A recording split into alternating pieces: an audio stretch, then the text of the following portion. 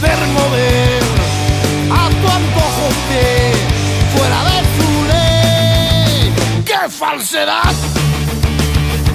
Si en el fondo nuestra vida les da igual, todas sus preocupaciones son ganar las elecciones, luego con las comisiones a engordar. Y seguiremos luchando, peleando, con la voz al viento, gritando nuestro lamento. Ya lo ves, qué triste es, si al final del cuento el que se jode es el pueblo.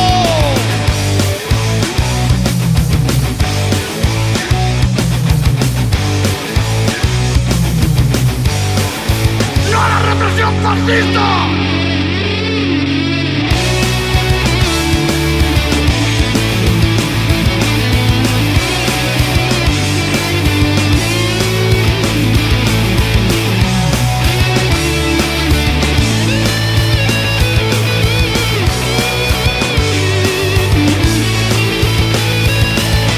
Faltan hospitales para tanto enfermo, hunden las barracas hasta el cementerio, sí, que al turismo hay que engordar. En mi tierra cambian huertas por veleros, entre identidad y pueblo por dinero, y dispuestos a arruinar al barrio del Cabañal, que es el barrio marinero.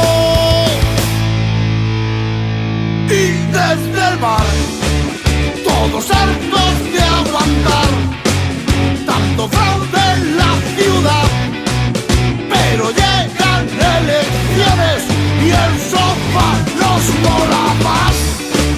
Que es muy fácil criticar, protestar y maldecir, pero nadie mueve un dedo cuando pueden decidir. Mientras ellos viven bien, colocados en el poder, paseándose en barquito y durmiendo en un hotel, transformando la ciudad de la luz y del color, las flores y a las cortaron para entrar el hormigón. Y no puedo entender que todavía haya gente que siga pensando que esto va para adelante. Joder, que no os dais cuenta, ciudad de la ciencia, ciudad de las artes, pero ¿cuándo coño van a acabar? ¿Y la bufea qué? A ver cuándo la limpiáis, joder, no te